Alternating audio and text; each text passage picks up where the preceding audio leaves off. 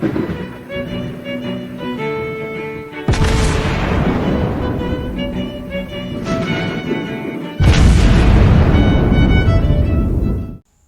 everyone, and welcome back to World of Warships Blitz with Terry. Today we are looking at a new, I believe actually upcoming, German premium destroyer. And this is the ZF-6. Now I don't know exactly what ZF stands for, but I can make an extra educated guess. Because this destroyer isn't actually German. At least not originally. This is a French destroyer. More precisely, a destroyer of the Le Hardy class that was designed to be an escort for the Dunkirk and the Strasbourg. The French completed a couple of these, but not all of them. So after the war, when the French surrendered, the Germans were picking up some of the ships that had just been started and were trying to complete them themselves. Now, the Germans did not at the time actually have sufficient amount of guns around, so they did put some single mounts in there. These are not the guns that we're actually seeing here, so we'll get to that in a minute. But yeah, at the end, not really an awful lot came of this, and the ships were eventually scrapped, and that was that. But the Le Hardys were definitely a thing that existed, and were meant to be battleship escorts. As such, they had, I would say, sufficient speed. They also went through a redesign where they got a bit better AA, and the French actually supplied them with dual-purpose anti-aircraft guns, which again might be something that has influenced how the design in game here came to be. So let's have a brief look at the ZF-6. So I'm guessing here that ZF stands for, Z's probably Zerstörer, destroyer, and F is probably Frankreich or France or French. And anyway. So, given that it's a tier 9, let's compare her to the Z-46, the standard Tech Tree tier 9 destroyer. And I do realize there are a bunch of German premium destroyers at this point, and I haven't gotten around to reviewing them, and I will at some point. But this one's coming out, so I figured I'll show it to you. First thing that really stands out here is that she's got a lot of consumables. We have 2 engine boosts, we've got 3 smokes, we've got a rapid reload, which sort of probably plays homage to her French heritage. And we've got 2 defensive AA2, which is quite unusual, but given that these were meant to be carrier escorts, it does somewhat make sense. So we're definitely having a very mixed bag of things, but 3 smoke screens and only 2 engine boosts is somewhat different to what the Z-46 has. The first thing that we notice when we're looking at the comparison is that the armor plating is nowhere near to what it is on the sturdier German destroyers. So this is a very squishy destroyer, more akin to what you'd see like with the British destroyers or similar things. The second thing, and I have to admit I completely missed that when I started playing the ship, and that's probably why I've really struggled with this in first. The speed is abysmal. She's got a 34 knot base speed in a destroyer. That's Swedish levels of speed. The maneuverability is not terrible. It's pretty comparable to the Z-46, but you only have a 34 knot base speed and you only had 2 engine boosts. So you have to be somewhat conservative with it. The guns are interesting. These are not the guns that the Germans would have historically put on this ship. These are guns that the Germans were planning to use on ships, but never gotten around to do it. These are air defense guns, and they were used in static air defense towers, the things that you'd use to defend cities. And they were planning to build a naval twin version of it, but that never really came to be because the Germans were struggling to get a working dual-purpose gun. And as such, using actual AA guns was not maybe considered not a terrible idea. We've got 1 twin and 3 singles. The singles never existed. So, but it's the same caliber. But as we can see, they are distinctly inferior to their mainline, like actual destroyer gun counterparts. We've got lower HE damage. We've only got 3% fire chance, and we have still a very good AP damage, but still lower than what you would find on the tech tree equivalent. We also have a shorter range and a bit of a longer reload. But we do get the reload booster. And yes, the turret traverse is with 15 degrees per second is not great. The alignment also, and we'll see that, we'll get to that in a second, is quite important. Now let's get to the second thing that's important for destroyers, torpedoes. We have the usual German 2 quad launchers.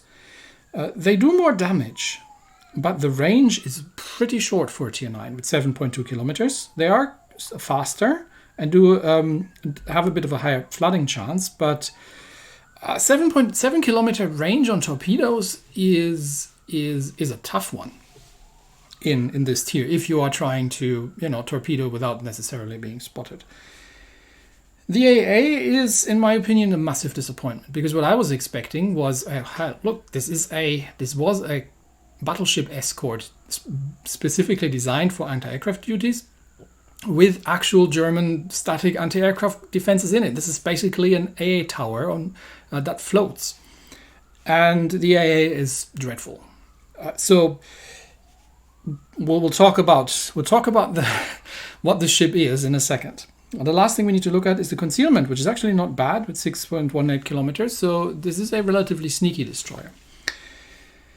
All right then. So if you look at this, you'd think, well, typical German destroyer, right? You've got pretty good guns. You've actually got a rapid reload. You got a bunch of torpedoes, and concealment's pretty good. So this is not a terrible destroyer, right? See, this is where it gets really, really difficult. This ship, and someone on the CC Discord has put it very succinctly, doesn't know what she is.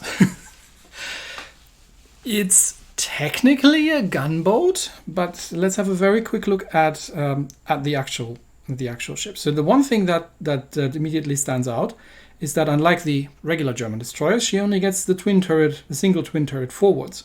The other 3 guns are single mount turrets that are in the superstructure, one in the center, and 2 super firing in aft. So if you are giving chase in this ship, and you are not going to give chase very quickly because this is not a fast destroyer, if you're giving chase in this ship, you only have the single twin turret going forward. So this ship actually is better for, well, you would say kiting away, but you do need to give an uncomfortable amount of broadside if you want to get all the guns on target, which makes chasing enemy destroyers quite dangerous because you are running straight into torpedo drops. And I have run into a fair few literally because I had to, sail at an angle in order to get all 5 guns on target. Well, then you could say, okay, she's got a really good concealment. Why don't we play her as a stealth torpedo destroyer? Well, that's where the torpedo range comes in. And again, you could kind of argue, oh, well, she's got a really good concealment. Yes, but even with the, hang on, we need to go over there. Even with the concealment and the historical camo, we get down to 5.3 kilometers. And we now have, with the historical camo, a 7.5 kilometer torpedo range. Let me take the historical camo off. Or actually just switch that out for, like the free or silver only destroyer camo that you could purchase. So now we're talking about 7.2 kilometer torpedo range with a 5.3 kilometer surface detection. So you've got, well, somewhat under 2 kilometers of margin. That by itself would be doable. But this ship only has a base speed of 34 knots. This thing is slower than cruisers at this tier. Some cruisers, at least. She's not a stealth torpedo boat either. Now you could say, well, okay then, with 3 smokes and 2 defensive AA, you could build her for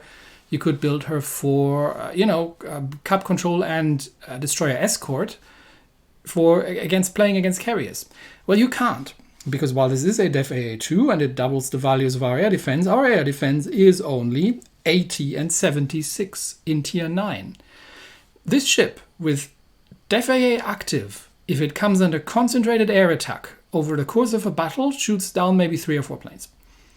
So, Def AA, useless.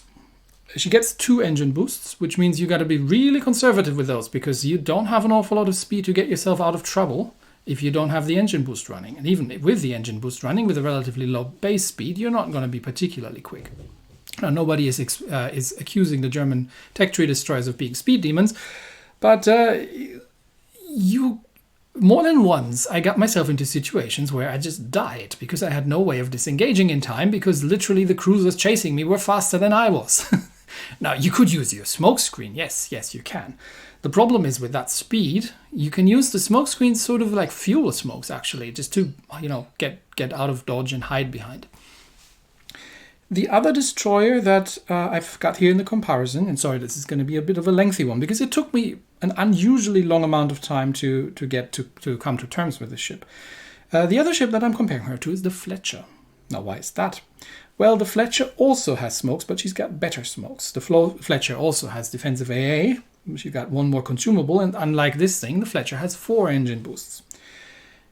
Well, the Fletcher is faster on the onset. The Fletcher's guns are, well, the armor piercing is nowhere near as good, but they do fire faster. She also gets 5 guns.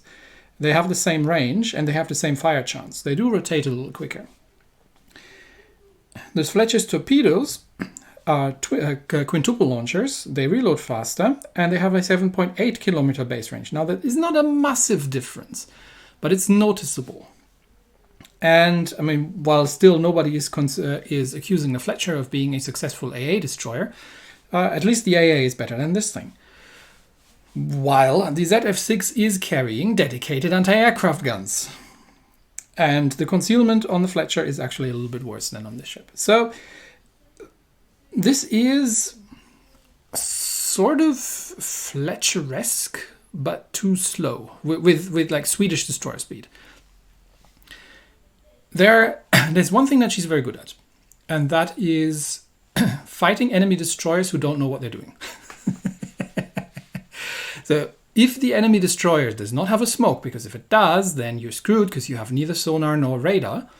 If the enemy destroyer decides to go broadside on and get into a gunfight with you, that's when she shines. At relatively close range gunfights against enemy destroyers, although you do have to be careful about the torpedoes, she is sneaky enough that she can surprise them and kind of get the jump on these things. And with the rapid reload, she can take half the hit points off before they even know what's going on. So oftentimes, and she's German, so oftentimes you see enemy destroyers just running because of that. She is not bad in these engagements. The problem there then very quickly becomes that A, she doesn't have the speed to keep up with enemy destroyers that decide that they don't want to fight you. She doesn't have the armor to hold up. She takes a lot of damage in return. And she doesn't have the utility like a sonar or a radar to safely and comfortably deal with enemy destroyers. Cruisers are obviously a problem, but they are for all kind of destroyers. Again, the speed is the issue here, and you can use your smoke screen, but I would recommend not sitting in it, because if the cruiser just keeps coming, you are pretty darn screwed. And against battleships, she is occasionally effective. The problem here is that if you want to stealth torpedo, because, if a battleship actually spots you and knows that the torpedoes are coming, you're in tier 9. People start dodging these things. You don't have the speed, again, to actually rush a battleship in this destroyer. At least not if you're planning to survive that encounter, because you need to also get out of dodge again. You don't have the torpedo range to effectively stealth torpedo, because it's very you kind of have to operate at almost the maximum range of the torpedoes. So in other ships that have longer torpedo ranges, you have a margin of error. If the battleship sails away slightly from you, you can chase torpedo them. Not so much in this thing, because you have to fire the torpedoes almost at the edge of their effective range, and more often than not, you can't manage to get torpedoes on target. So, it's a very difficult ship to play. I think this is a ship that has great potential, but she just needs one buff. She either needs the speed fixed, she needs a better engine boost, she needs a good AA, or she needs a bit better torpedo range. Any of these things will make this an excellent destroyer. As it stands, it's a really difficult ship to play, and somewhat frustrating. So the next thing, now let's get finally into the build. How have I set her up? I have used the main battery mod 2 because it's a gunboat, and obviously the concealment mod because you have, for a German destroyer, very good concealment. you have to purchase, and this is kind of one of my gripes here as well. You have to purchase the historical camo. I have played some games without the historical camo, and it's just not fun. You need that for the torpedo range. The 4% torpedo range make this somewhat doable. Without that, you're basically torpedoing out in the open, or you need to rely on ambushes and similar things. And again, you don't really have the utility because you can't have anything that can look through smoke screens and such things. So with the historical camo, you have to spend that additional money. Things start looking up a little bit. So now we have we've got the guns down to a 4-second reload, which is not Fletcher levels, but still pretty good. And the German armor piercing does a lot of damage. Plus we've got a rapid reload, so huge burst DPS against destroyers here. I find that against other ships with the armor piercing, not so much. They certainly don't feel as punchy as the regular 128mm destroyer guns on the German DDs. We now have a torpedo range of 7.5, and we have a base concealment, or we have a surface detection of 5.3. So this gives us a comfortable 2 kilometers range. It's still not great, because you still need to be really careful not to get yourself spotted, but it's workable. Whereas previously it was really a hit and miss. And yeah, forget about the AA. So the AA is useless. You're not an AA destroyer. Just forget that consumable that you have it all together. It makes no difference. Carriers are still a problem. That's why you get 3 smokes for. So you can use them relatively liberally, because I wouldn't recommend sitting in a smoke and trying to farm something, because you only get 3% fire chance. You can kind of try to do the rapid reload thing that the French are doing. It's, set a fire, wait for the Damacon, pop the rapid reload, and then just Dakar at it. But it's a 3% fire chance. You're not going to be able to set an awful lot of fires with that. So historical camo is there, and yes, that besides the torpedo range, it also gives you main battery firing range, which is sorely needed, but that's a problem that the other German destroyer this tier share as well. The max traverse speed is great. I would have loved max speed instead, and obviously the surface detection is what you want. Commander skills. I have not used the battlefield support for an extra air defense alert because it's useless, so you may as well not bother. I'm using Victorious Charge instead. And I am actually... Why is this commander... This commander isn't... Sorry, I'm going to have to fix that. This commander is still... I've been moving commanders around, so I've put I have the wrong commander on here. I can't remember who I had when I was testing, so... we'll just do that again. Let's just quickly set that up. So this is what we want. We do want the preheating. We do want the Victorious Charge. I'm not going to go for the Survivalist. I'm going to go for Daredevil. We don't have sonar, so I'm going to go for Exploit Weakness. This is what we have. Obviously Mistweaver, and we want the Engine Overload here. There we go. Okay, so now that we've got that sorted, that's the commander skill set that I have. Obviously, you would want the armor-piercing cap shell at some point, because, well, the AG is pretty darn poor on German destroyers, and you're generally better off using the AP, even against large ships, if you can target them properly. So that's that setup done.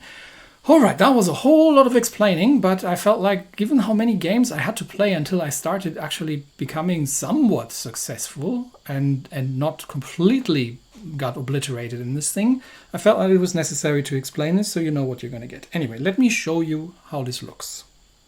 The first game is Domination.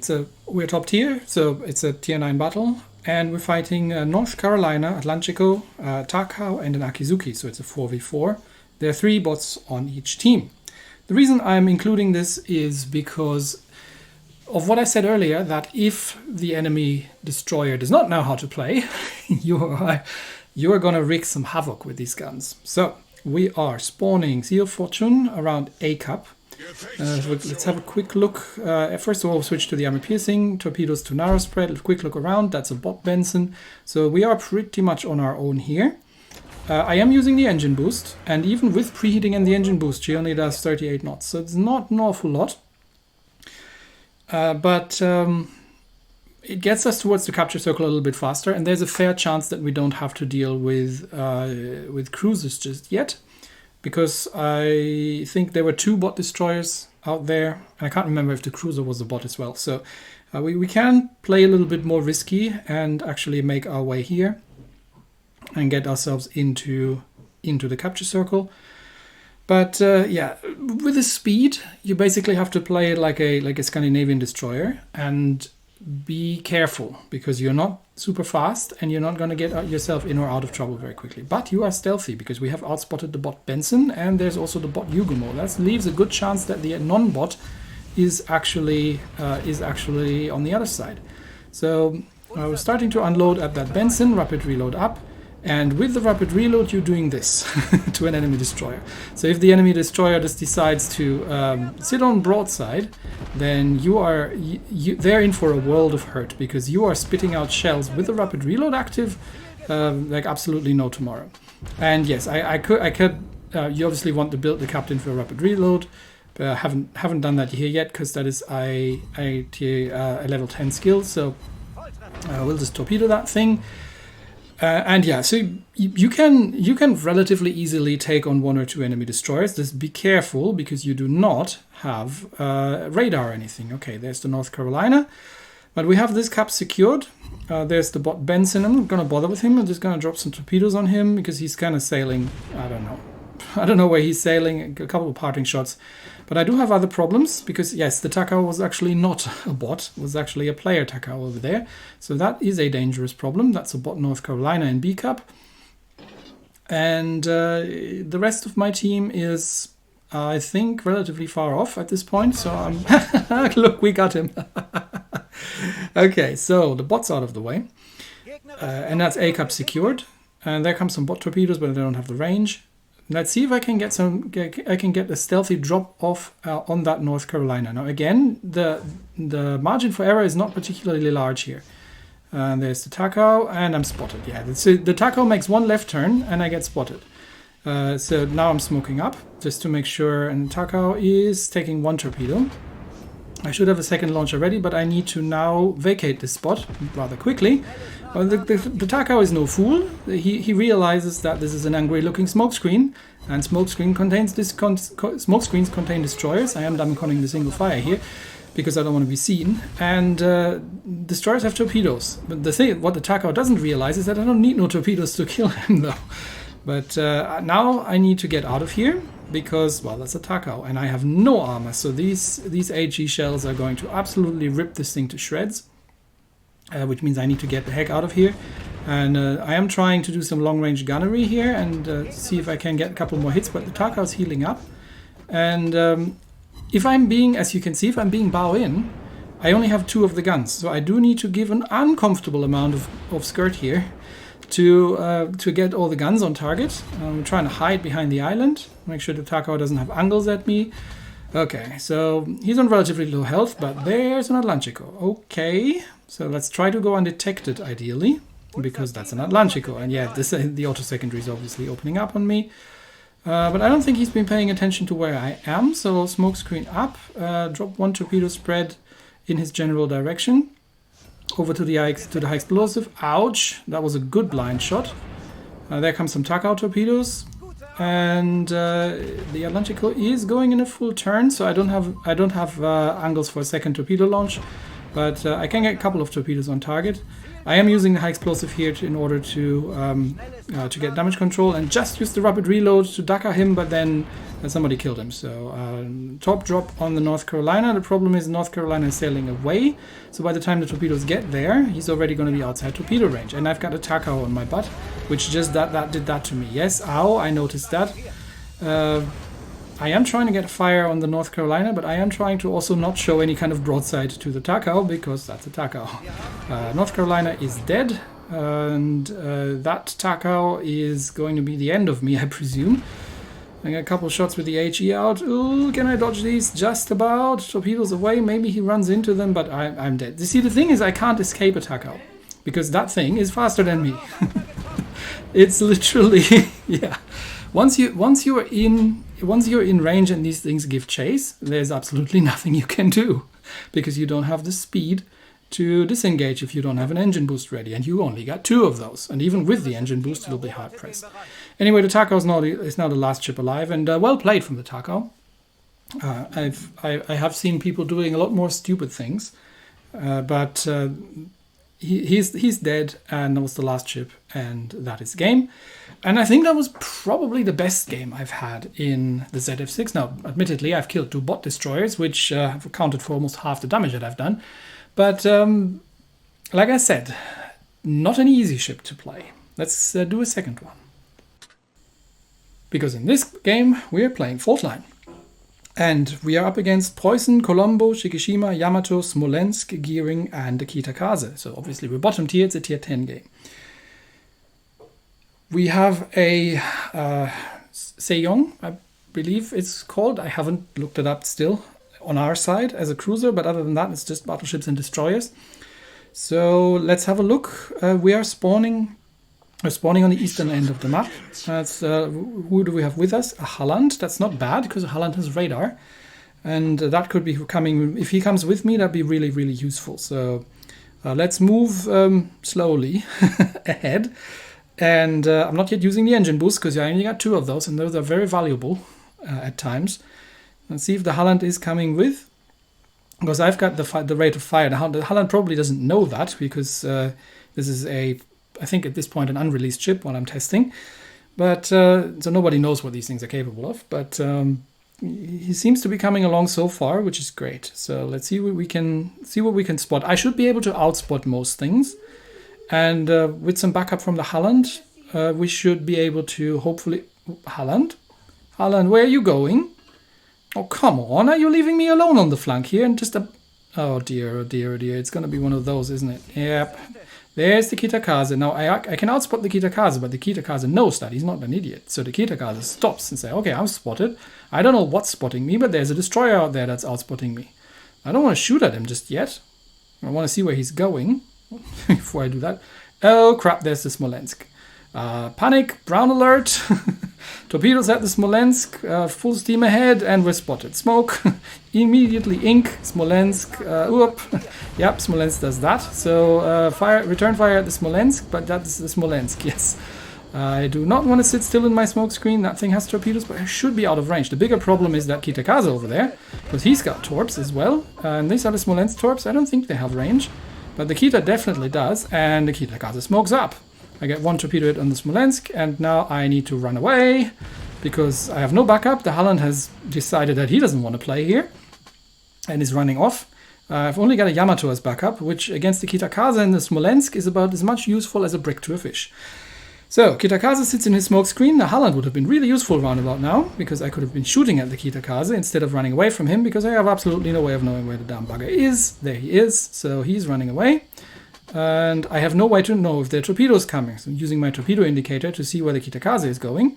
And I think Kitakaze has decided to come around. So I'm going to drop some torpedoes here in case he pokes his nose out. And hopefully he waits until my rapid reload is ready. And I don't know where that Smolensk went, but he seems to have... oh, yeah, no. Just, yes, 1. We got 1 hit. Okay, 1 hit on the Kitakaze. Now come out there. I know you're there. There you are. Okay, rapid reload is not ready. Oh, crap, there's the Smolensk again. Fortunately, he had the high explosive loaded. Smoke. That means the Kitakaze torpedoes are coming. So I'm not sitting in that smoke. I need to move, and quickly, because there come the Kitakaze torpedoes. Whew, even with a slow ship like that, that just about worked out. Okay, the Smolensk is starting to farm the Yamato, as Smolensks do. Give them something better to shoot at than a destroyer, and they're relatively harmless towards you. But because, you know, Smolensk things. And I am now in a gunfight with the Kitakaze, which I'm okay with, because the Kitakaze isn't returning fire. So, Daka at that thing. But I think the Smolensk has just found out that the Yamato is behind an island, so he ran out of things to shoot at. Ow, if he had armor piercing loaded, that would have been it. But because of the terrible armor, even the high explosive is doing full damage here. And I am very much out of hit points, and I need to get undetected and run away. Okay. I'm down to 1400 hit points. I'm still being shot at by someone. There's a Kitakaze over there, Yamato, and the Smolensk. Are you sure you want to... Do you want to burn? The problem is we have nobody else on this flank to help, because the Halland has buggered off. And the rest of the team is otherwise engaged. So yes, the Yamato is unsurprisingly on fire. And I'm on 900 hit points, so I can't really do anything until I've got one smoke left. I can smoke up the Yamato, probably. It's probably the best use of my smoke screen, because if I get spotted, I'm dead. With a Smolensk and the Kitakaze out there, yeah, nah. So I'm going to go and smoke up the Yamato. I'm not sure why the Smolensk has stopped shooting at him, but just to make sure, I'm going to go smoke up the Yamato. And at least my smoke screen has some useful impact on the team. And then I'm going to go and see if I can find the Kitakaze, because I can outspot this guy. I can't get in a gunfight with him right now, but I can outspot him. That's the Smolensk. There's the Kitakaze. Okay. I cannot outspot him, but just about so. So there comes the heal. Spotted some torpedoes. Rapid reload up. And Daka, the problem is that's a Kitakaze. And he Dakas you right back. So run away. Unfortunately, I'm not very quick in running away, but I can get the Kitakaze killed. Now I'm out of hit points again, and if that Smolensk is sending anything my way, then I am very dead. So wiggle the ship, go undetected. 2 kills. One of them was mine, but I am completely out of heals. I'm out of engine boosts, I'm out of smokes, and I'm out of rapid reloads. And I'm out of everything. So, Yama, I can go and spot the Smolensk for you. There he is. Can you do something about the Smolensk? Oh no, he smoked up again. So Yama's gonna burn. And Yama's like, nah, I don't want to burn. I'm gonna go somewhere else. So at this point, we've got a minute 27 left. And I'm figuring, okay, if I can, I don't have any hit points left. But if I can get close enough to the Smolensk that I can spot him for the Yamato, well, the Yamato is buggering off, but that I can torpedo him. I should be able to outspot the Smolensk, right? That I can torpedo him. Maybe I can at least delay him a little bit for the rest of the game. Now, the problem that I'm having here, obviously, is I have no idea where exactly the Smolensk is. I know where the smoke screen is, but I don't know if I'm already in detection range. There's the Smolensk. Turn around, run away, drop torpedoes, but I got a little bit too close, and yeah, that means I'm dead. Why am I dead? Because I can only do 35 knots, and the Smolensk is absolutely, it's going to take 1 torpedo, but it's absolutely able to keep up with me. See, that is the problem that you're facing in this ship. Now, we are still yes. We are 1 kill ahead. The Yamato just killed Shikishima. Smolensk shouldn't really have any... Okay, Preußen just killed our Großer Kur first. It's 4 and 4. We're behind on points at this point because we've lost more battleships than they have. That Sejong is on really low hit points. Everybody's on really low hit points. Okay, Gearing killed the Colombo. We're 1 ahead again. 10 seconds left. Halland. Can you manage to kill the Yamato? Sejong, you be careful with that Smolensk over there. Okay, Yamato kills the Halland. And how did the Halland mess that up? He was on no hit points. And it's a draw. And it's a draw in the end. That's what we end up with. So, in summary, what do we have here? I think we've got a ship with potential. And I think it only takes a very small nudge to make this a really, really good ship. Give her a little bit more torpedo range. Give her Fletcher torpedo range. And this is becoming a good ship. Give her better AA. And this is becoming a good ship. Give her slightly better speed than this. I mean, the French destroyers that this is based on were able to do 39 knots. And this is a good ship. As it stands, you do have to invest, in my opinion, in the historical camo to make the ship playable. And even then, it's a hard sell, and it's a difficult ship to play. You can play it success. You can have success with it, but it's not easy, in my opinion. Anyway, that's it for me today. Thanks, everybody, and I will see you next time. Bye-bye.